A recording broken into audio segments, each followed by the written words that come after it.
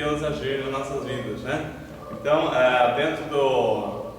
dentro desse contexto, nós vamos orar assim, vamos ler fazer uma oração assim, declarada, né? Falar assim: eu creio que o Senhor Jesus, né? Vamos juntos? Eu creio que o Senhor Jesus lá na cruz. Eu creio que o Senhor Jesus lá na cruz Pisou na cabeça da serpente. Pisou na cabeça da serpente. Eu creio que eu fui lavado pelo sangue do Cordeiro. Eu creio que fui lavado pelo sangue do Cordeiro. Sem mácula. Nós estamos estudando, né, o livro de Gênesis, já há 14 semanas nós estamos, né? E um alerta muito importante que nós vamos fazer, que tem pessoas que fazem ideia errada, tem ideia errada dos livros da Bíblia. Tem dois livros na Bíblia que as pessoas assim têm uma certa ideia errada. O primeiro livro que aqui é o livro de Apocalipse, porque tem pessoas que Satanás ele vem e coloca uma mentira na cabeça das pessoas, fala que é muito difícil de entender. Pessoas que vão ler o livro de Apocalipse devem falar: olha, Apocalipse é um livro muito difícil de entender, é um livro assim que fala de coisas assim terríveis, fala do fim do mundo, né? Então as pessoas ficam assim, de certa forma, com restrição de estudar o livro de Apocalipse. Mas isso aí é uma estratégia de Satanás, porque ele sabe que ele já, lá em Apocalipse, mostra como é que ele vai ser derrotado, que ele já está derrotado, mas assim, como é que é o final, né? Como é que Jesus destrói, né, Satanás. Então está escrito lá no livro de Apocalipse. E um outro que nós vamos ver lá que ele já está condenado, né? O outro livro que nós estamos estudando, que é o de Gênesis, que conta a história de Adão e Eva. E muitas pessoas falam assim: mas se vocês estão estudando Gênesis, Adão e Eva, esse negócio do homem falar com a serpente, isso aí é coisa antiga, né? Isso aí é muito ultrapassado, isso aí é uma fábula, isso aí não é história. Então, também é uma mentira de Satanás, porque no livro de Gênesis, né, tudo aquilo que Adão e Eva é uma história real, né, inspirada por Deus, contada na Bíblia, para que a gente possa entender o plano de Deus para o começo da humanidade, as sementes que estão lá, que nós estamos estudando aqui, né, passo a passo, mostrando no livro de Gênesis. Mas tem pessoas que não estudam o livro de Gênesis, como nós estamos aprofundando, né, fazem 14 semanas, porque falam assim: você vai estudar lá no livro de Gênesis, estudar a história de Adão e Eva, onde se viu a mulher conversar com a cobra, né? Isso aí é coisa, uma história inventada, né? Mas não tem nada disso. Então, Deus é verdadeiro, a palavra de Deus é verdadeira. Então nós temos que, pessoas que pensam assim, estão perdendo de conhecer o plano de Deus, como é que começou todas as coisas no mundo, como é que Deus trabalhou para construir o mundo e resgatar o homem. Inclusive lá nós estudamos a história de Gênesis, né? Ali nós contamos sobre o resgate do homem, né? O plano da salvação. Então, na aula passada, nós estamos falando ali do resgate do homem, do plano da salvação, né? Então, é uma ideia errada que Satanás tem colocado sobre. Então, relembrando as aulas anteriores, tá? Vimos que pela desobediência do homem, o pecado entrou no mundo. Pela desobediência de um homem, o pecado entrou no mundo. E trouxe as grandes consequências, né? E aí, o que afetou o homem. Então, em relação a Deus, né? A consequência que a morte causou uma separação do homem de Deus. Então, entre o homem e Deus, agora existe um abismo. E a pessoa está separada de Deus. Em relação ao homem, criou-se um sentimento de culpa, né? E aí, em relação ao diabo, o homem tornou-se escravo. O pecado fez o homem tornar-se escravo do diabo. Então, você junta o homem com culpa e acusação, então ele fica num conflito terrível. O homem que não conhece a palavra, né, que não sabe que Jesus Cristo já pagou todo o nosso preço na cruz, né? Ele vive numa situação terrível, né? Pessoas que não conhecem a palavra acusam a Deus por não governar o mundo. Tem pessoas que falam o seguinte, né? Se Deus governasse o mundo, não tinha tantas tragédias, não tinha fome, né? Já viu isso falar? Se Deus existisse, se Deus fosse isso que vocês estão falando, não tinha essas violências, esses abusos, essas coisas terríveis que estão acontecendo, né? Então, a destruição de lares, não haveria destruição de lares, da falta de amor, das grandes tragédias. Então, faz-se uma ideia errada por não conhecer a palavra. Então, o povo perece por falta de conhecimento, né? Então, nós precisamos conhecer a palavra, entender a origem das coisas e, de fato, se você olhar do ponto de vista dele, falar, não é verdade, não é que essa pessoa está certa, né? Se você não entende, não conhece, não tem fundamento, então para isso que nós estamos estudando a palavra, né? Para conhecer por que as coisas acontecem, de que forma que as coisas acontecem e quem é que foi, se explodiu uma bomba, quem foi que pôs o fogo no estopim, né? Quem é que detonou a bomba, né? Então, onde que está a origem? Então, nós temos que estudar para conhecer esses princípios importantes. A própria palavra fala que o mundo jaz no maligno. Então, a Bíblia fala que o mundo jaz no maligno. Então, isso aqui, agora, é importante saber que quem é que está no mundo e como é que é essa história do mundo, né?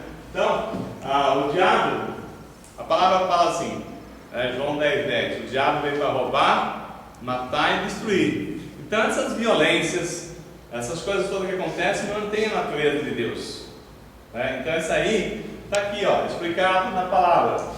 Quem é que veio para roubar, matar e destruir? Foi o diabo, né? Mas para isso o Filho do Homem veio para quê? Para restaurar, né? Para reconstruir toda a obra do maligno, destruir toda a obra do maligno. Eu vim para que tenha vida, Jesus falou. Então, que tenha em abundância. Para isso manifestou o Filho do Homem, né? Para destruir as obras do maligno. Então, o plano de Deus que nós vimos na última aula, né? É o resgate do homem e colocar a semente de Deus dentro do homem. Então, resgatar o homem e colocar a semente de Deus. O que é a semente de Deus? Amor, paz, alegria, longanimidade, benignidade, bondade, fidelidade, mansidão e domínio próprio. Então, isso sim é a natureza de Deus. Isso que Jesus veio para que as pessoas fossem libertas do pecado, abrissem os corações para receber a semente de Deus, né? Então, quando o mundo está no maligno, ele não tem. A pessoa que está no mundo não tem amor, paz, alegria, né? Só tem perturbação, né?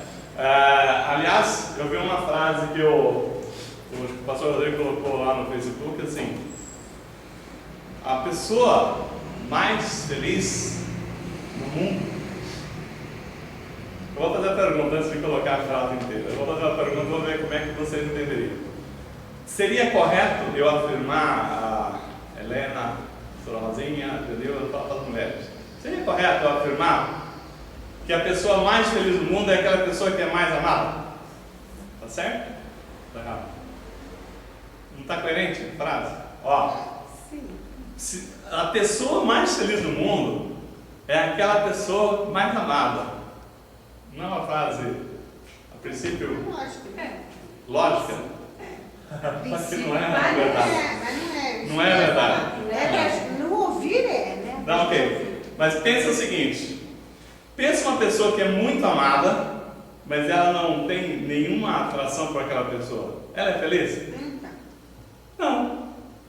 Não é? Na prática não é isso. Se você vê assim os romances, né? As pessoas que decepcionadas no amor, né? Ela amava tanto aquela pessoa, né? Ela amava tanto a pessoa, mas aquela pessoa não amava ela. Conclusão: o fato de uma pessoa amar essa aqui não quer dizer que essa pessoa é muito feliz, porque essa aqui pode não estar sendo correspondida, tá? Mas assim, qual que é a lógica então? A frase é assim: a pessoa mais feliz do mundo é aquela que mais dá de si para o seu próximo. Em outras palavras, o que é o amor? É dar de si, né? É aquela que mais ama, não aquela que é amada. Então, e nisto está a semente de Deus. É o amor. A semente de Deus é amor. Agora, a pessoa que quer ser amada, mas não tem a semente de amor para amar o próximo, para dar de si, ela não é feliz. Aí você vai dizer assim, mas a pessoa mais feliz é aquela que tem muitos recursos. Não, ela tem aquilo que nós já falamos, não sei se foi num estudo aqui, ou se foi uma palavra, que existe uma diferença entre alegria e euforia. A pessoa que ganha, de repente, um prêmio enorme, né? Ganha um presente que ela nunca esperava na vida, ela fica muito feliz, fica, né? Mas aquilo ali, ela fica alegre, fica. Mas na realidade ela fica eufórica, porque é uma alegria que vem de fora para dentro. Depois passa, né? Na verdade, aí a vida dela começa a cair no real. Né? A Roberta chegando. Aí a vida começa a cair no real. Então, a pessoa, Roberta, aproveitar que você está chegando aqui, eu vou falar aqui para você o seguinte, né? Vou fazer uma pergunta, né? Está correto eu falar para você que a pessoa mais feliz é aquela pessoa que é a mais amada? A pessoa que é muito amada, ela é a pessoa mais feliz? Eu penso que sim, né? É amada. A princípio parece que né? Parece que sim, mas parece não quer dizer que seja. Por quê? Imagina que uma pessoa é muito amada por uma pessoa que ela não pode nem ver na frente. E aí? Ela é feliz? Não. Não é feliz, não é? Então, aí a frase verdadeira é: a pessoa mais feliz do mundo é aquela que mais dá de si para o seu próximo. O que é dar de si para o próximo? Amar o próximo. Então, não é aquela que é mais amada, é aquela que mais ama. É aquela que tem mais amor dentro de si. E nisso nós vamos chegar aqui na semente de Deus, que é o amor, a paz, a alegria. Os frutos do Espírito Santo lá em Gálatas 5:22, que quando nós aceitamos Jesus, o Espírito Santo passa a habitar em nós, e o fruto do Espírito Santo são 9, Vamos ver, sem olhar lá, amor, paz, alegria, longanimidade, benignidade, bondade, fidelidade, mansidão, domínio próprio. Isso aí é a natureza de Deus.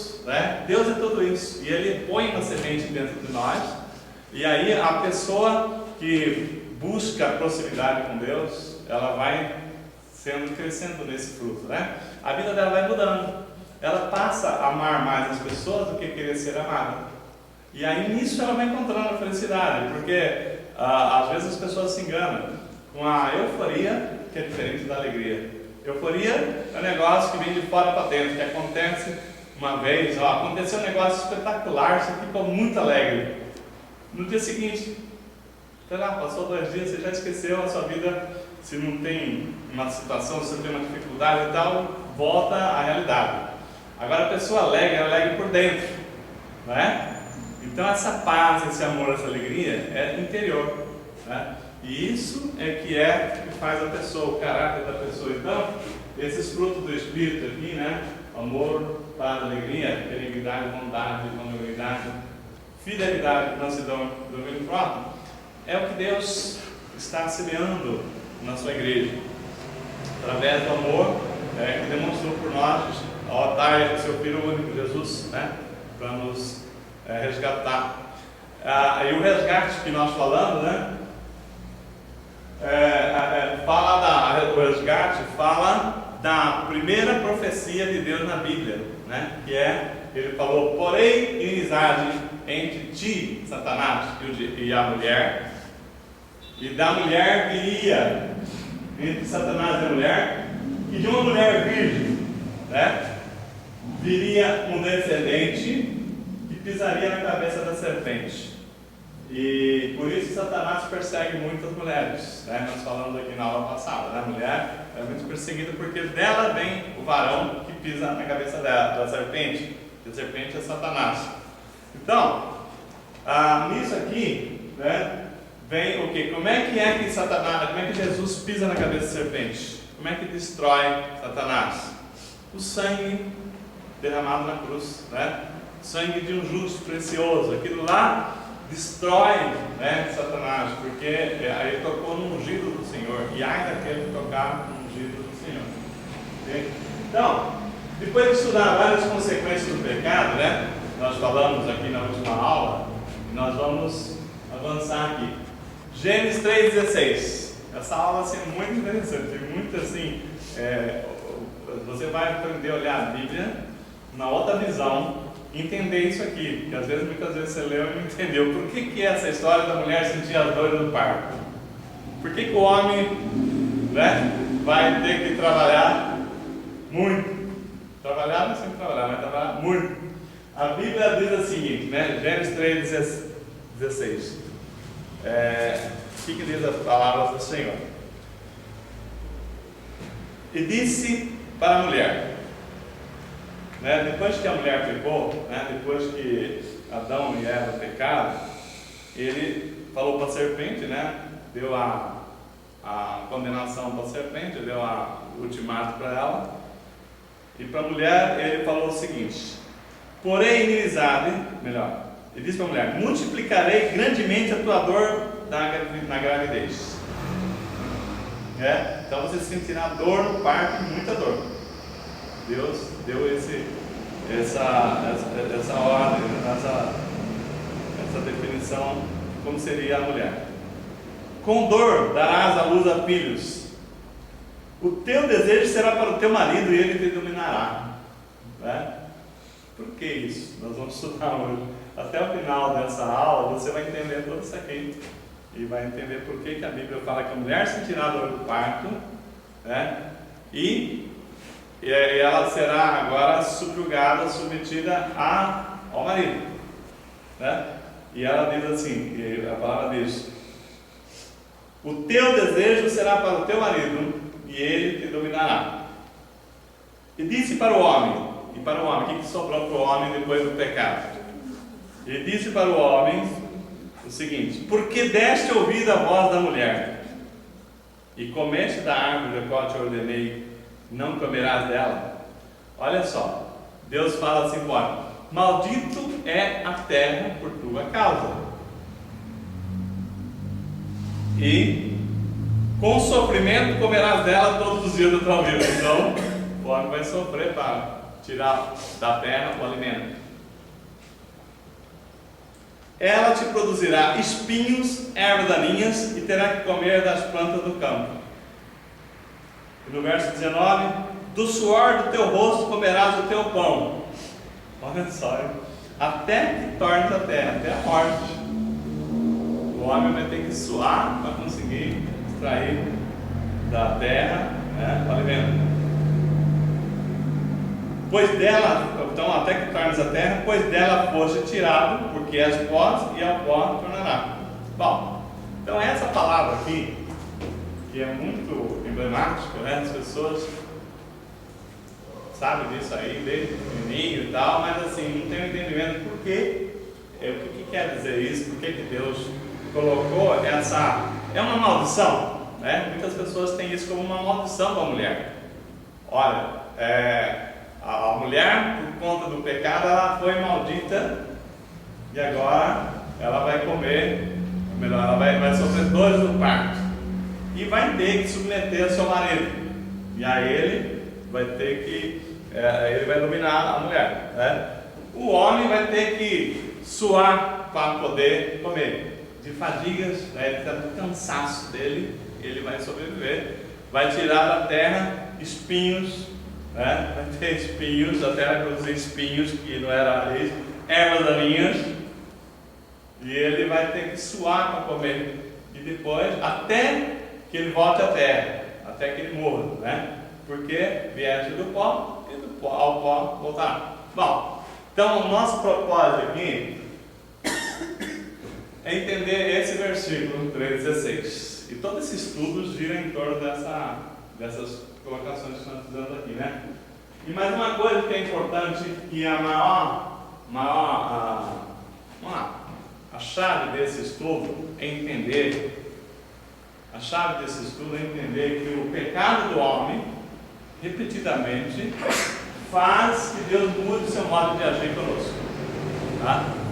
Então vocês vão entender, isso aí é a parte assim, se traduzir a aula numa frase, de tudo que nós vamos falar, eu vou entender isto e chegar nessa conclusão que o pecado do homem muda o jeito que Deus agir. Poxa vida, né? Deus é um Deus que não muda, né? A gente fala, né? Então é verdade, Deus, Ele é verdadeiro, Ele não muda, mas a nossa vida faz com que as atitudes dele agir conosco seja diferente. Vamos entender isso, né? Parece que está contradizendo o que nós aprendemos em outras palestras, em outra pregação, mas vocês vão entender a lógica dessa frase que nós falamos. Então vamos pensar aqui numa ilustração. Imagina o seguinte, né? Imagina um pai que tem uma filha que mexe na carteira do pai depois da adolescência. Imagina o seguinte, imagina um pai que tinha lá os filhos e ele tinha uma confiança tão grande na família que sempre foi ensinado a não mexer nada que não era da conta, né? E ele chega e coloca a chave, né? Que eu chego em casa, eu penduro a chave lá no lugar das chaves, né? Coloco o celular no lugar do celular e a carteira fica lá num lugar bem tranquilo, à vista, né? Vamos pensar assim. Desde pequeno, esse pai ensinava as crianças, a mãe ensinava as crianças, não mexe nas coisas do pai, porque isso aí você não põe a mão, né? E criança. Mas de repente, a filha cresceu e um dia o pai percebeu que faltou dinheiro na carteira. E ele, quem foi? Aí apertou a mulher, a esposa não foi, a outra filha não foi, sobrou para aquela adolescente. Foi você? E ela não tem que submeter, mas não, foi verdade, foi eu. Mas daí pediu perdão, falou assim, olha pai, eu queria comprar um negócio, eu fiquei constrangido de pedir dinheiro, né? Aí eu peguei lá na carteira, lá, me perdoa, eu não devia ter feito isso. Ela pecou? Pecou, né? Ela pegou uma coisa que não era dela, né? Então, em outras pessoas, ela pegou emprestado. Não, ela pegou uma coisa, subtraiu, em outra palavra, ela roubou. Para ser mais drástico, né? Ela roubou o dinheiro do pai, porque o pai não deu, não é verdade? Então é pecado? É pecado. Ela pecou, mas aí ela se arrependeu. Se arrependeu, pediu 1000 perdões, chorou, tal. O pai falou, não, tá bom, né? Tá perdoado, mas não faz mais isso, né? Aí a comunhão entre eles foi restaurada? Foi.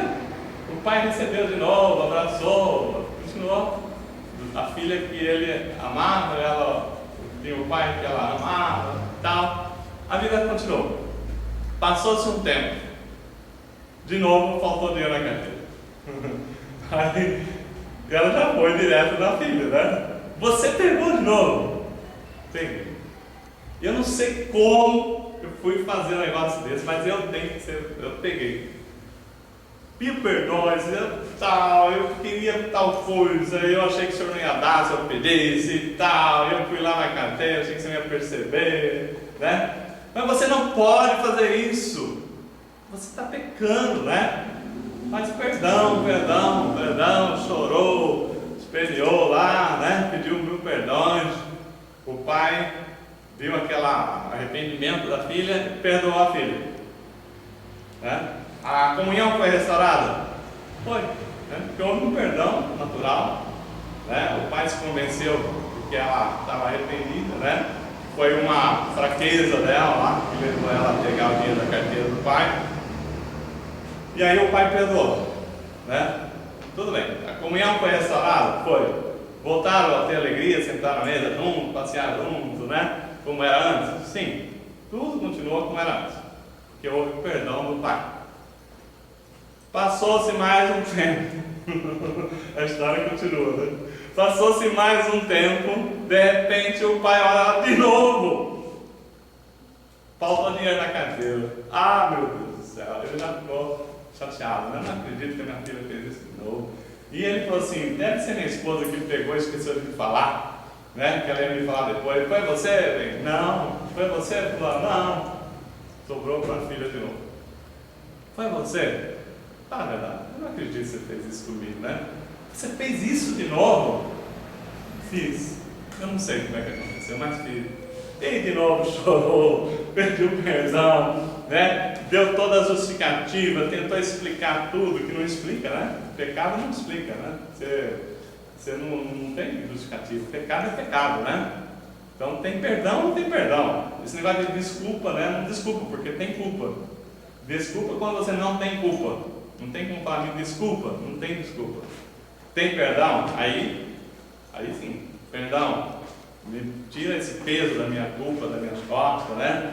De eu ter feito uma coisa e tal. Aí, o pai deve perdoar? É uma boa pergunta, né? O pai deve perdoar, né? Não é uma boa pergunta. Terceira vez, o pai deve perdoar? Sim ou não? Sim. Sim. Mas só que aí, o pai perdoa. A comunhão é restaurada. Só que aí o pai muda a sua atitude em relação ao filho. Não é verdade? O que ele vai fazer? Aquela carteira não vai ficar mais ali, na vista dela. O que houve ali? Houve um pecado só? Não. A repetição do pecado fez com que o pai mudasse a sua atitude. Aquilo que era uma confiança, que ele era um pai que assinava embaixo tudo pela filha, ele falou, já não confio mais nela. Perdeu a confiança, então houve uma perda na relação. O pai perdoou, a comunhão continuou, só que o pai mudou a sua atitude em relação à filha. Tá certo? Então, o pecado, uma vez, né? Se perdão, tal, tudo bem, vai lá, está perdoado, a comunhão restaurada. 2 vezes, vai lá. Então, Jesus, quando perguntaram para ele, quantas vezes eu tenho que perdoar meu irmão? 7 vezes? Ele falou, não, 70 vezes 7. Não é? Então não é a quantidade de perdão. Mas quando a pessoa insiste no pecado, Deus muda a sua atitude em relação ao modo de agir em relação àquela pessoa. Então, é uma coisa assim que nós vamos estudar para entender. O princípio desse estudo vai nessa linha aqui, né? Então, aqui é só para... Então, eu coloquei tudo que eu coloquei para vocês. Aqui, se amanhã eu vou pegar e imprimir e fazer um estudinho, né? Tem um guardado no final, quem assistir todas as aulas vai ganhar uma apostila. Eu estou preparando ela, mas não adianta dar agora, porque o importante agora é vocês entenderem. Depois tem um material para recordar, fazer um estudo em cima, né? Então, o pai perdoou, a comunhão foi restaurada entre eles, né? Aí, na terceira vez, quando aconteceu, a comunhão é restaurada. Na última vez, ele não vai deixar mais a carteira à vista dela. Ele mudou a atitude dele, né? Ele mudou a atitude e falou assim, o que aconteceu ali? Houve uma quebra da confiança. Houve. Ele não pode mais confiar, porque ele torcia para que ela fosse confiável. Que nem eu falei do livro Culto, né? De um pai, eu contei um caso real, de um pai, um amigo meu que viaja comigo para o Brasil, ele estava falando do filho dele, que ele tem vergonha de apresentar ele para uma empresa para trabalhar, porque ele não é confiável. Pode um negócio dele? Eu pergunto, o pai que é ruim ou o filho que não merece a confiança? É o filho. Não é? Qual o pai que, depois que ele indicou tantas vezes e o filho decepcionou, ele falou assim, não indico. Aliás, ele contou para mim que ele tinha arrumado para o filho começar na segunda, numa empresa, que ia começar na semana seguinte, e o filho estava tudo certinho, mas o filho aprontou de uma tal forma, deu uma irresponsabilidade tremenda, que ele ligou para a empresa e falou assim, não contrata mais meu filho. Pelo amor de Deus, do jeito que eu pedi para você contratar, que eu quase ajoelhei, agora eu quase me ajoelho para você não contratar, porque ele vai te trazer problema e eu não quero ter problema com você. Olha que triste, né? O pai falar um negócio assim, né? Então, houve uma quebra de confiança. Então, quando um pecado é repetido, Deus muda o seu modo de agir com a pessoa. O pecado entra em cena, né? Que nós vimos aqui, né? O pecado ele entrou em cena. Confessando o pecado, Deus perdoa? Deus perdoa, tá certo? Nós vimos aqui, né? Mas quando o pecado é repetido, provoca o quê? A quebra da confiança, né? Então, provocando a quebra da confiança, a comunhão é restaurada, mas só que não existe mais a confiança que existia antes, não é? O filho pede perdão, você não vai perdoar? Lógico. Você não vai continuar amando seu filho? É lógico. Você não vai querer o bem dele? É lógico. Só que você muda o seu modo de tratar o seu filho. Muda do jeito dele. Você não é mais aquela... Você não dava toda aquela situação de disponibilidade que você tinha. Você já muda. Fala, não, eu tenho que mudar meu comportamento em relação àquela pessoa, né? Então, o que aconteceu? Deus cria restrições para a pessoa que está no pecado, que antes não tinha. Então, nós estamos falando que o comportamento da pessoa, daquela filha, mudou a atitude do pai. Então, o pecado, repetidamente, muda a postura do pai, né? Então, isso aqui é uma coisa muito interessante. Era de um jeito, agora é do outro. Quando é que eu vou voltar a confiar de novo? É uma boa pergunta.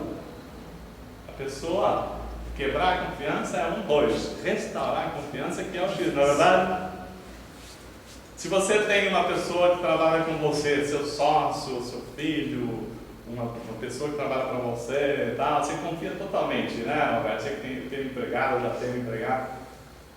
Se você perceber uma coisa, aquela pessoa quebrou a confiança, não fica terrível? Fica terrível. Você fica desconfiado, né? Você já não tem mais aquela confiança. Então, a quebra da confiança, né? No dia aí, o que acontece? Essa confiança tem que ser restaurada. Então, é como a natureza da pessoa, né? A pessoa que está no pecado, ela tem que ser restaurada. Quando Jesus restaura a pessoa, Deus volta a ter confiança na pessoa. Mas a pessoa que não tem Jesus, não tem como Deus, né? Deus ama, mas ele precisa passar por um tratamento, ser tratado para que ele possa voltar a de novo Deus abençoar aquela pessoa, né? Porque ele vive numa condição que Deus, pelo menos não posso confiar, né? Mas tem jeito, né? Amém? Então você consegue pensar que Deus faz assim conosco também? Você consegue pensar que isso é a história da filha, né? Deus também faz assim conosco? Então, Deus não quer mudar a sua atitude conosco. Deus quer dar tudo de bom, porque é o Pai que nos ama. Mas o nosso comportamento, a nossa atitude muda o modo de agir, né? Como nós falamos aqui. Então, e chega ao ponto de mudar. Então, e como é que o pai que não quer mudar o seu... Então veja bem, essa história agora eu vou para uma segunda história. Um pai, vendo essa história do pai com a filha, vamos pensar também numa outra história, num pai em relação ao seu filho, né? Então, o menino jogar a bola na rua. Imagina, cidade, carro para lá, carro para cá, moto, né? E o menino queria jogar bola na rua. O pai, quando vê o menino jogando bola lá com seus amiguinhos, para. Aí não é lugar de jogar bola, né? Mas aqui tem bastante espaço, quase não passa carro. Não, pelo amor de Deus, né? Para com essa bola, entra para dentro, né? Joga aí no quintalzinho, mas aqui não dá para chutar bola, se vira, né? Mas lá na rua você não vai ficar. Aí o que acontece? O menino entra para dentro, o pai dá uma saída para a rua, vai lá fazer os seus trabalhos. Quando volta depois para almoçar, olha o menino jogando bola na rua de novo. Não é? O pai está morrendo de medo do que acontece. O pior, né? Vem um carro, sem prestar atenção, o menino correndo atrás da bola, o que pode acontecer? O pior. O que o pai está fazendo aí? Ele está sendo ruim para você não vai brincar. Todos nós sabemos que o esporte é saudável, né? Todo mundo sabe que as crianças têm que praticar esporte, queimar energia, e é uma coisa saudável. O Brasil é um país do esporte e tal, do futebol que não é tanto assim. Já foi, né? Depois daquele 7-1. Aliás, vocês viram o que o representante de Israel falou do Brasil, né? Vocês viram?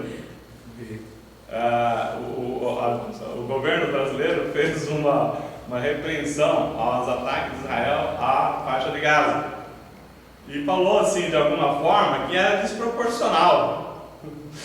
O que o pessoal respondeu? Desproporcional é 7-1. Humilhou, né? Humilhou. Então, voltando aqui à história do pai do menino que jogava bola. Isso aí é fato, não é piada não, tá? É fato. E aí o Brasil ficou muito bravo. Esse dia eu quero do Fantástico, falou, né, Adriano? Hã? Eu fiquei de 8-1. Não, 8-1 eu não aceito, 7-1 sim. Então, fizeram muita piada com isso aqui, mas isso aí não foi piada, não, foi fato, né? Aconteceu, né? Então, pensa nessa história do menino. O pai falou, menino, para essa bola. Quando ele volta do almoço, ó o menino na rua de novo. Aí ele pegou o menino pela orelha, pôs para dentro, o menino castigou o menino de castigo, né? Não vai me jogar mais bola na rua. Você não faça isso que eu não admito, né? Pô, pai, você é malvado, tal, né? Você é mal, agora eu não tenho lugar para chutar bola aqui em casa, a mãe não deixa chutar bola aqui que vai quebrar a televisão. Não deixa mesmo. Aí, deixa eu brincar lá na rua, de jeito nenhum. Se você sair para a rua, você vai ter comigo, né? E deu a bronca nele e foi, né? No dia seguinte, o pai está lá, ó o menino na rua jogando bola com o outro. Aí esse pai faz o quê? Ele vai lá, tá bom, falei 3 vezes, teimou. Agora ele foi lá, catou a bola e cortou a bola em pedaços. Eu quero ver você jogar bola. Né? E o que aconteceu? Nós estamos falando o seguinte, né? Esse pai é um ignorante. Alguém que não sabe da história inteira? Né? Esse pai é um ignorante. Onde já se viu uma bola dessa aí? Só porque o menino queria jogar bola. O que o pai tem contra a bola? Tem alguma coisa contra a bola? Não. Contra o esporte? Não. O problema é o risco de vida do pior que pode acontecer com o menino. Ele está preocupado com a bola? Não, está preocupado com o menino. Ele não tem nada, nenhuma bronca da bola. Ele até que gosta de jogar bola, se ele puder, ele jogar bola com o menino, mas num lugar apropriado, né? Mas na rua não. Mas como aquele menino não obedeceu, insistiu e continuou com a bola, o pai não teve outra alternativa. Falou assim, tá bom, tentei uma vez, 2 vezes, 3 vezes, não obedeceu, tá aqui a bola. E na frente de todos os coleguinhas lá, ele cortou a bola em pedaços e acabou a bola, né? O que esse menino chorou, esperneou? O que ele falava? Esse meu pai não tem coração, esse meu pai é maldoso, malvado, né? Olha que os meninos, seu pai é ruim. Olha o que seu pai fez com a coitada da bola, né? Que a gente juntou aqui tudo para comprar essa bola, né? Pela vaquinha. O pai é malvado? O pai está fazendo uma coisa errada? Ele está preocupado com a bola? Não, está preocupado com a saúde, do bem-estar da criança, do menino, né? Ele quer o quê? Que aquele menino viva bem. E aí, então, nós vendo aqui essa história, nós começamos a relacionar com a nossa vida, né? Com o pecado, que às vezes nós também insistimos em desobedecer a palavra de Deus. Então, por exemplo, né? Depois que o filho pediu perdão, tal, restaurou, tudo, mas assim, na terceira vez que ele desobedeceu, ele ficou sem a bola, né?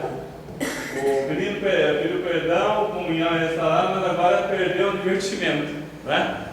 Não tem mais bola, não tem mais divertimento. Puxa vida, né? Agora não tem mais bola para jogar. O culpado foi o pai? Não. A atitude do menino, né? A bola não existe mais, mas a bola em si não é nociva, mas a falta de responsabilidade de quem estava lá, né? Que é o risco de vida, né? Então, o pai decidiu restringir a bola. Falou, tá bom, você pode brincar agora aqui, de desenho, vai ver um filme, vai fazer outra coisa, mas bola não, porque você não é responsável. Você não obedece. E eu coloquei restrições. Brinque, mas do portão para dentro. Não é assim que você fala? Filho, do portão para dentro, né? Você quis do portão para fora. Então, a minha restrição era essa. Brinque, mas aqui. Você não se conformou em brincar aqui. Você quis brincar lá. Agora não tem mais brincadeira. Não tem mais divertimento. Então, isso é uma parábola. Né? gente cria uma ilustração. Dá para a gente aplicar isso na nossa vida? Né? Na nossa vida espiritual, a vida com Deus. Então, você já consegue perceber que Deus já mudou com você alguma atitude no passado, por alguma coisa que você, de repente, você fazia, de repente você perdeu? Será que a gente não consegue pensar, né? Depois que o pai corta a bola, os filhos vão ter comunhão com o pai? Vão. Mas vão ter a bola de volta? Não. Porque Deus, né, assim como o pai falou assim, ó, tudo bem, você vai brincar, mas de outras coisas, de bola, não, cortou a bola. Né? Na nossa vida, quando nós negligenciamos a vontade de Deus, a palavra de Deus, que é para nossa proteção, Deus corta a nossa bola, né? Rasga um pedacinho e fala, não, essa você não pode pôr a mão porque você não tem atitude comportamental, né, que mereça ter esse brinquedo. Então tem muitos crentes que voltam a ter comunhão com Deus, que quer, pede, Deus perdoa e volta a ter comunhão com Deus. Mas aquela bênção ali não vai ter mais. Aquela bola, né, vamos chamar assim, né, bola. Bola é um tipo de bênção que você tinha que não vai ter mais. Então, o pai não tem nada contra a bola, mas odeia qualquer coisa que pode colocar, ferir os seus filhos. Não é?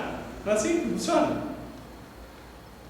Se tiver uma coisa que você sabe que vai ferir seu filho, você não fica com raiva do negócio, você não tem nada contra aquela coisa, mas aquela coisa na sua casa é perigo. Não sei o que eu estou falando aqui, mas tem alguma coisa que você fala, na minha casa isso não entra. Não é? Ah, você é ruim, você é quadrado, você é isso, você sabe que vai ferir seu filho. Então, não, aqui não, eu não admito, né? Então, algumas coisas assim, você começa a colocar o quê? Restrição, né? Para essa coisa não, né? Por exemplo, filme, né? Vamos dar uma comparação. Filme na televisão. Tem pessoas que assistem filme de terror, coisa assim, do mal, coisa maligna mesmo. Então, aqui em casa, não. Você não vai ver esse filme aqui em casa, não. Né? Nem lá fora, se eu souber, mas assim, não entra essas coisas em casa. Então, o pai não tem nada contra a bola, mas ele odeia qualquer coisa que possa ferir seus filhos. Então, restrição. Então, quando ele corta a bola, ele não está fazendo nenhuma maldade. Ele está fazendo o quê? Uma restrição.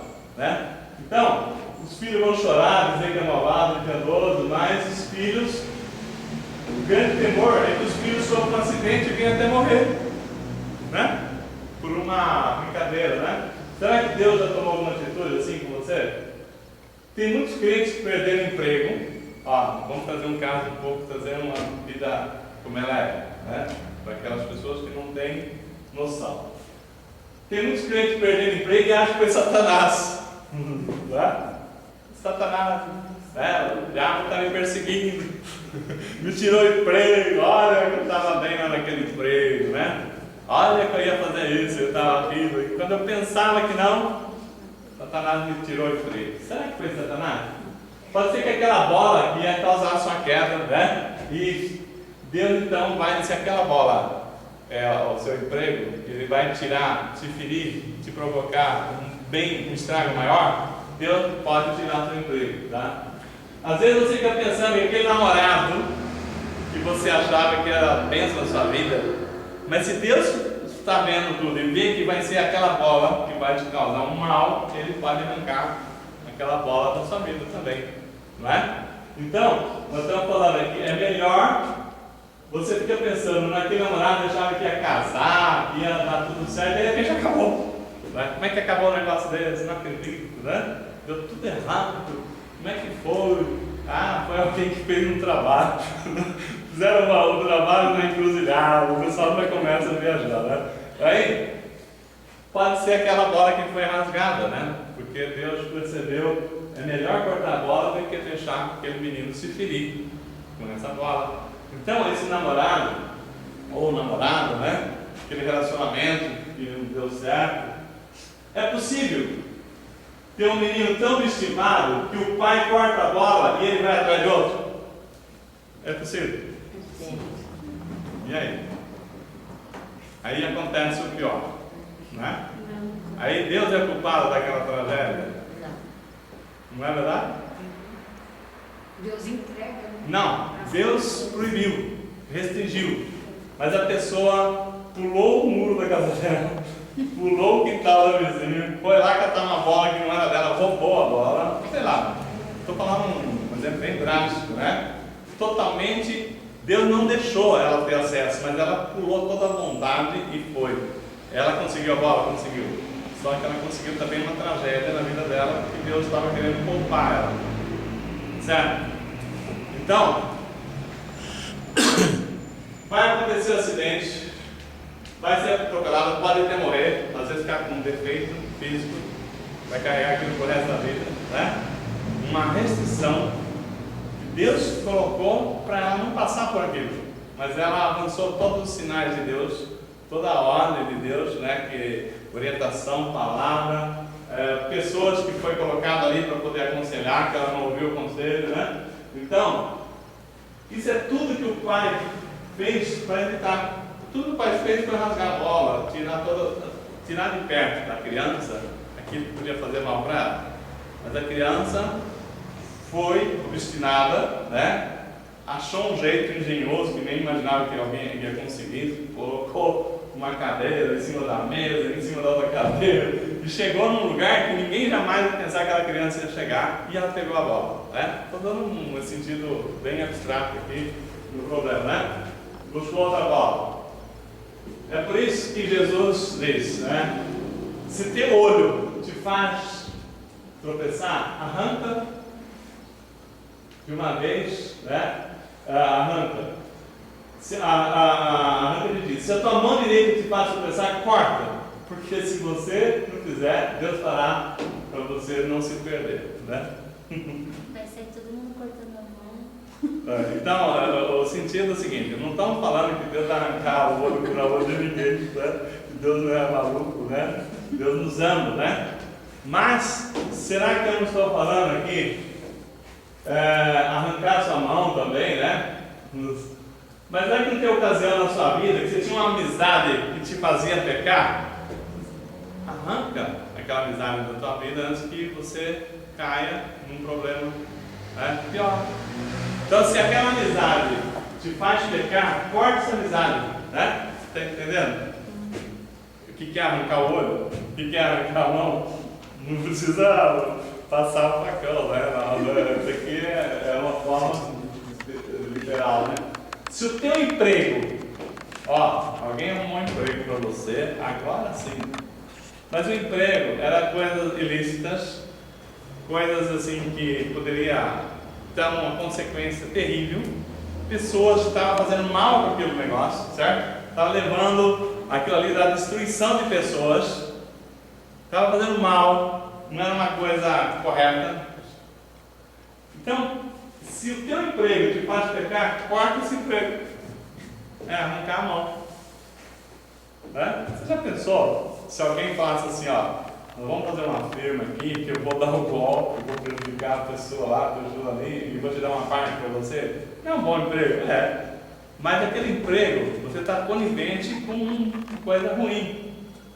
Se aquele emprego te faz pecar de alguma forma, se é um emprego, imagina assim uma agência de aliciamento de menores para prostituição. Um exemplo, bem justo, né? Se você não sabe, você é contratado. Aí você descobre que aquele emprego que você está ali ajudando, você está destruindo vidas. Esse emprego está te fazendo pecar? Enquanto você não sabia, você não estava em pecado. Mas, a hora que você está sabendo que aquilo ali é uma coisa que está fazendo mal, né? Aquele emprego está te fazendo você pecar, então você tem que cortar esse emprego. Se o teu namoro te faz pecar, corta o namoro, né? Se a tua posição, tem pessoa que fala o seguinte, né? Eu estou sendo convidado para ser político, não dando exemplo, o partido X me chamou, né? E agora nós vamos armar aqui, vamos ter um poder, e eu, como eu quero ser deputado, quero ser vereador, né?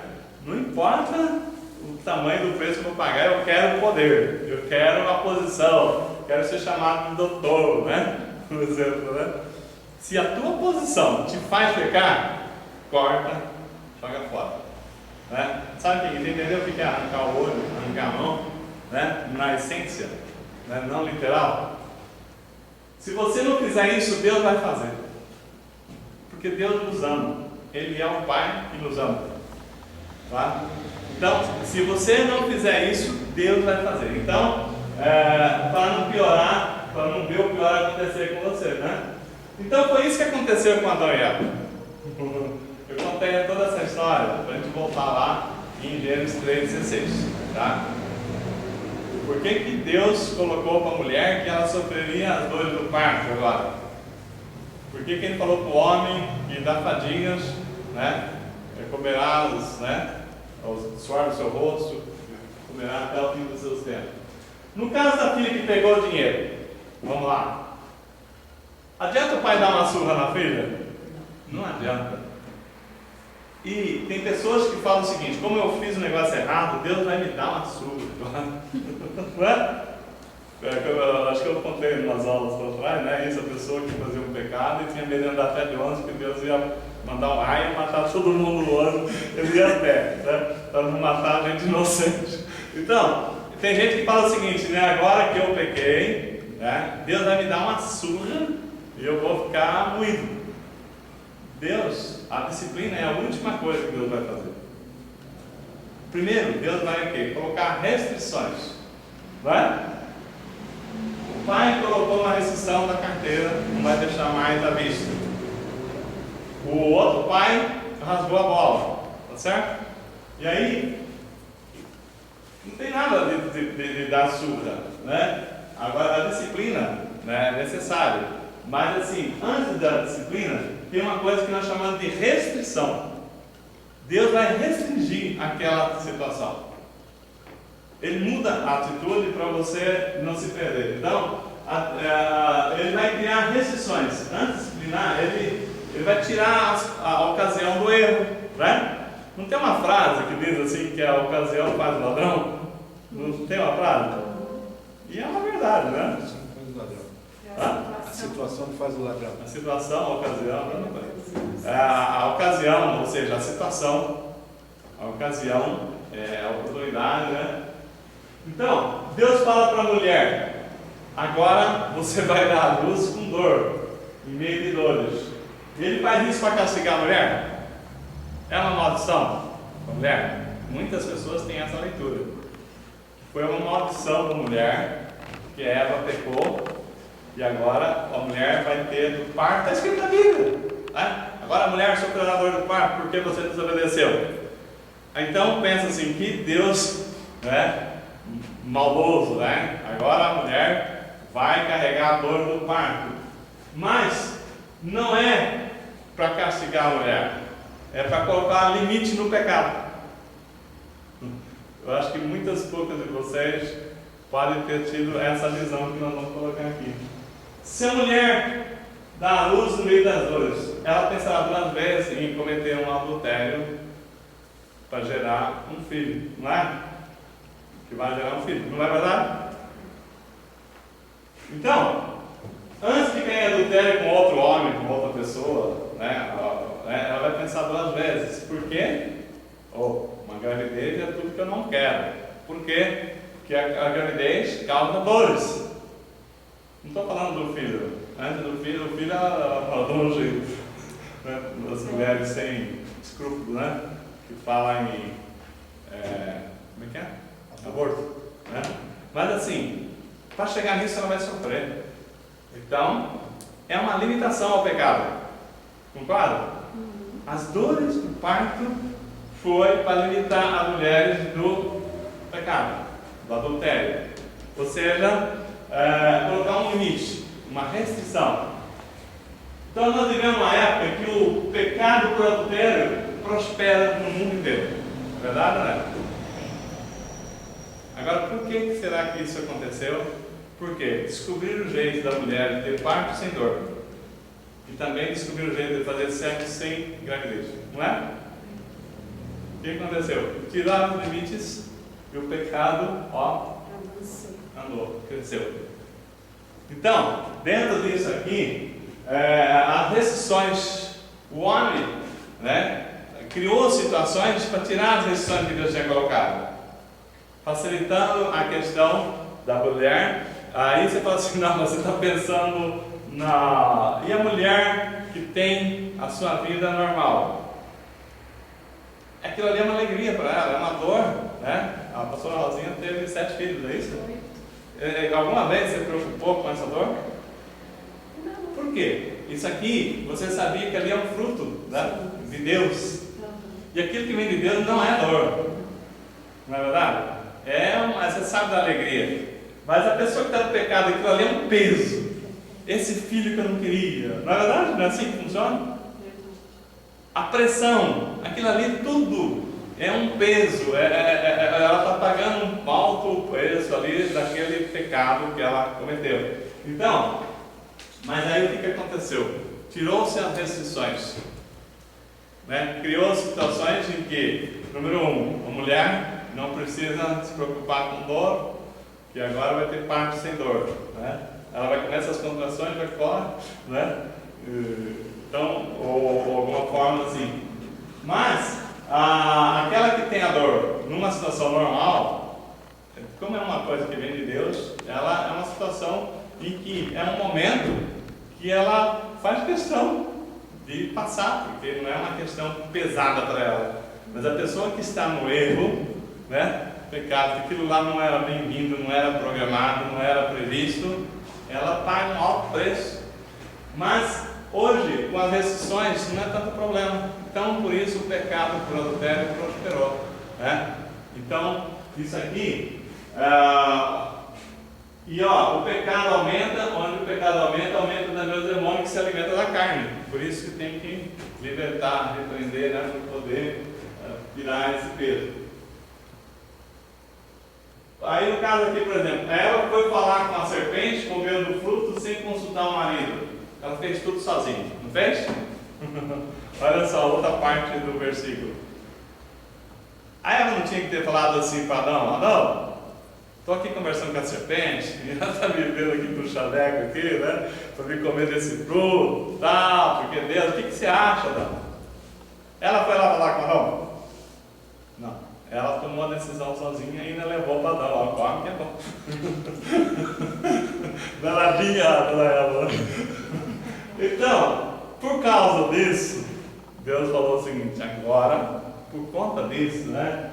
Por conta disso, Ele te governará. Você terá que submeter tudo ao seu marido e ele te governará. Então, a mulher, né, deve ser submissa ao seu marido. Tá? A mulher deve ser submissa ao seu marido e ele te ordenará. Por quê? Por conta de que a mulher, né, ela perdeu o domínio, né, que Deus falou, ela não é confiável, no sentido de que o marido vai dominar a casa. Agora, então ele governará a casa. Agora, no lugar que ele não governa a casa, o que acontece? Dá complicação também, né? Então Deus não fez isso para castigar a mulher, mas para proteger a mulher. Então a mulher, o lugar que a mulher não tem essa restrição também, né? Criou uma situação, também dá problema. Então nós vivemos uma época que nós temos dentro das autoridades, não é verdade? As mulheres não buscaram a igualdade, ou às vezes até a superioridade. Isso tem um preço nessa história toda, né? Tem homem hoje pedindo pensão para a mulher, não tem? Lembra essa história?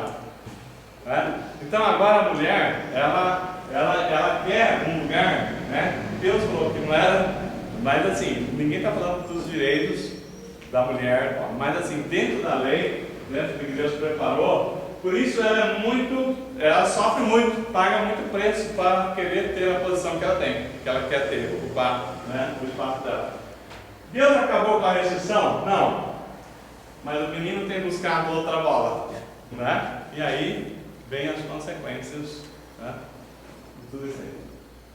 Para o homem, o que é que Deus falou? Vamos ver agora a restrição que Deus colocou para o homem, né? Dentro daquela palavra. Do suor do teu rosto comerá o teu pão. Então, o homem vai ter que trabalhar. Ah, mas não é bem assim não, tá? Essa é a primeira interpretação que se dá. Mas assim, na realidade, disse Deus: maldita é a terra por tua causa, produzirá ela carne dos abrolhos e aqueles espinhos, e tu comerás a erva do campo, né? O trabalho não é o problema, nós já estudamos aqui. Deus trabalha, nós temos que trabalhar ainda muito mais, né? Se Deus trabalha, o homem, o detalhe, o problema está é que nós vamos se cansar da fadiga, né? Lê aí uma versão aí, Jamil, como é que está escrito 3,16? Não, deixa eu ver. 3.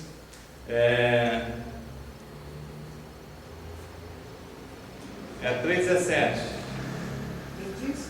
E disse para o homem: por que deste ouvido à voz da tua mulher, e comeste da árvore da qual te ordenei? Não comerás dela, maldita a terra por tua causa. Com sofrimento comerás dela todos os dias da tua vida. Essa Bíblia é igual essa aqui, né? Você tem uma diferente aí? Deixa eu ver, pastor Vanessa, qual a versão que tem? Tem uma outra versão que fala assim, com fadigas. A minha aqui Fala assim, e ao homem disse: porquanto desse ouvido à voz da tua mulher, e comesse da árvore de que te ordenei, dizendo: não comerás dela, maldita a terra, por tua causa, e em fadiga comerás dela todos os dias da tua vida. Então o detalhe é em fadigas. O que é em fadigas? Um cansaço. Né? Esse é o X da questão. Por quê? Trabalhar é bom. O trabalho para Deus, com Deus, ele é gostoso, é prazeroso. Mas o detalhe é que Deus não se cansa, Deus trabalha, não se cansa. Mas o homem agora, ele vai ter fadiga. Então o trabalho não é maldição, né? Deus trabalha e nós temos que trabalhar ainda mais. Só que o trabalho de Deus não cansa, mas o homem vai se cansar agora. O homem vai se cansar. É diferente. Tá? Você não chega cansado em casa, todos nós, né, enfrentamos a labuta, chega em casa cansado, né? Então, o homem vai se cansar. Em fadigas tirará dela o alimento nos dias de sua vida. Esse é o ônus que ficou para o homem, né, de ter do pecado lá de trás, né? Então você vai ter que plantar e arrancar as ervas agora, diz a palavra, né? Ervas daninhas, né? Deus queria ver o homem sofrendo? Aí vem a pergunta. Para a mulher, nós falamos que era uma restrição para que o pecado diminuísse o risco do pecado, né? E o que isso aqui tem a ver com o pecado? Tem a ver com o pecado? Vamos ver o que tem? Será que nós vamos encontrar aqui Deus não queria ver o homem sofrendo. Tem gente que fala assim, isso é uma maldição. Não, o trabalho é bênção, mas o cansaço é uma restrição. Como assim? Vou explicar, né? Aqui a gente conta e explica. É para limitar os seus pecados. Como assim? Não entendi. Onde que nós temos mais pecado? No campo ou na cidade? Vai lá. Quem mora no sítio, nas fazendas, trabalha na roça, peca mais, ou o pessoal da cidade peca mais? Se for analisar assim. Bom, se for analisar Na cidade. Não é verdade? Por quê? Eu trabalhei na roça, eu sei como é que funciona.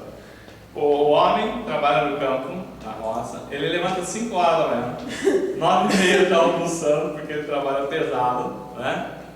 1 hora da tarde toma um café, 5 horas da tarde, 5h30 está vindo para casa, cansado, subindo a pé, né? Da roça, não tem carro, não tem ônibus, não tem nada, né? Um cavalinho, sei lá, né? Chega em casa, 6h30, tá, tomar um banho, jantar, 7h30, 8 horas, está dormindo. Que tempo que ele vai ter para pecar? Nem televisão. Nem televisão, porque ele não tem nem televisão também, né? Não tem tempo. Né? Não é verdade? Não tinha antigamente. Então, do cansaço, a fadiga é uma restrição para que o homem trabalha, que está buscando ali, ele não tem tempo para pecar. Não é? Agora, não diz que cabeça vazia é oficina do diabo?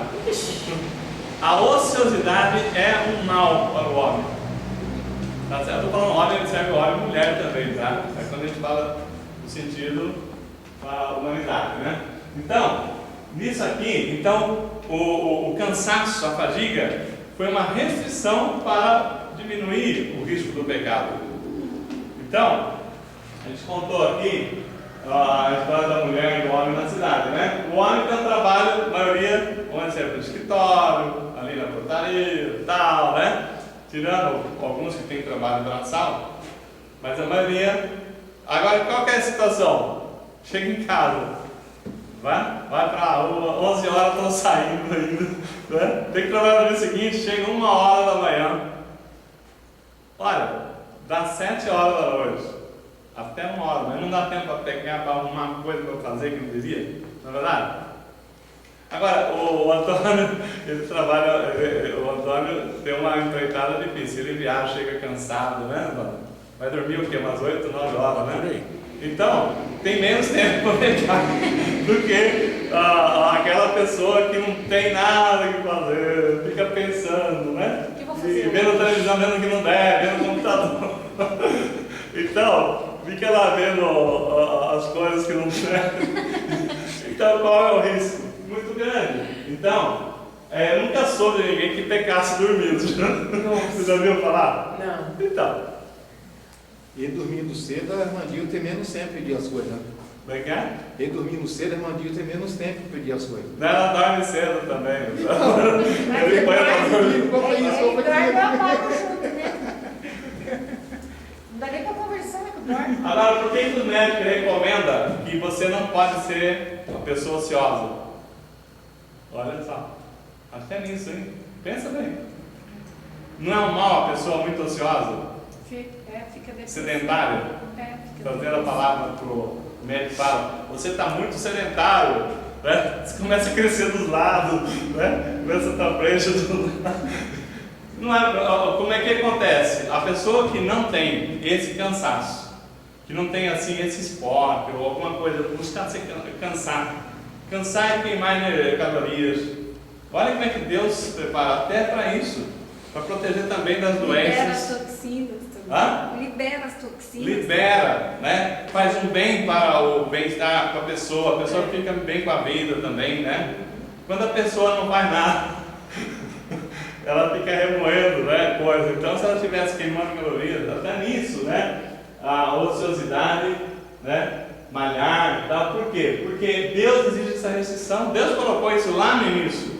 O homem fadigará, será que ficará cansado. Agora, quando a pessoa não quer se cansar, paga o preço, né? Doença, problemas, né? E às vezes outras coisas, né? Que começam a acontecer.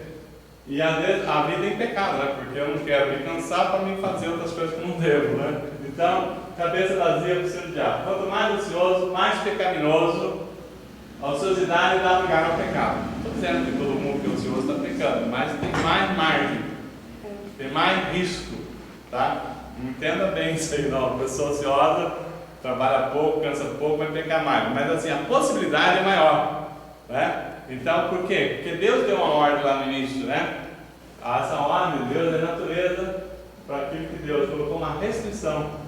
Então, talvez, agora para a gente encerrar, né? Talvez a gente possa ter falhado em alguma coisa na nossa vida. Nessa aula aqui, a gente trouxe aqui um ângulo de visão diferente de ver, né, a Gênesis 3,16. De repente, pode ser que no passado nós temos errado várias vezes, Deus tirou alguma coisa que era direito nosso, né? Nós perdemos, mas Deus é misericordioso. Então vamos encerrar com uma oração, pedindo a Deus nos fazer essa aula refletir em bênçãos na nossa vida. Vamos ficar em pé. Vamos agradecer. Pai, nós agradecemos porque nessa noite o Senhor trouxe aqui a revelação de Gênesis 3,16 para nós. Como o Pai muda de atitude para proteger as nossas vidas. Muitas vezes nós tivemos perda, às vezes, Deus, nós não entendemos o porquê. Às vezes até culpamos o Senhor porque o Senhor foi duro. O Senhor foi, de certa forma, coração duro, mas Senhor, Nós que conhecemos a palavra, sabemos que não existe Deus maior, não existe coração maior que o teu. O Senhor é o Deus que ama os seus filhos e procura criar restrições para nos evitar um mal pior na nossa vida. E às vezes, quando nós não entendemos isso, nós corremos atrás de uma outra bola que o Senhor não nos deixou ter acesso. E aí nós levamos, Senhor Deus, um golpe, uma queda, nos machucamos, nos ferimos e não entendemos porquê. Mas hoje, Senhor Deus, essa aula nos abre o entendimento. Por que o Senhor que nos ama, o Senhor que nos tem tudo para aposta que nós sejamos bem-sucedidos, por que as coisas acontecem? Às vezes nós culpamos o Senhor, culpamos Satanás, mas na realidade, muitas vezes, Senhor Deus, porque nós não entendemos que as limitações que o Senhor tem colocado é para nos proteger. Então nós pedimos perdão pelo passado, aquilo que o Senhor eventualmente tirou de algum de nós, que o Senhor Jesus possa agora, com o seu sangue precioso, que perdeu naquela cruz, que apagou todos os nossos pecados, possa também, Senhor Deus, apagar essa situação. Se um dia nós causamos uma falta de confiança no Senhor, nós queremos restaurar essa confiança novamente. Se tiver alguém, alguma coisa que causou essa situação, Pai, nós pedimos, o Senhor nos dê a oportunidade. Em Cristo Jesus, nós sabemos que nós somos mais que vencedores. Foi para isso que o Senhor pagou um alto preço, sofreu como um pai, perdendo seu filho ali na cruz, sem poder fazer nada, porque o Senhor sabia que aquilo ia abrir a porta para nós podermos chegar aqui nessa noite e poder aprender de Ti, Pai. Nós te agradecemos essa oportunidade, em nome de Jesus. Amém. Amém.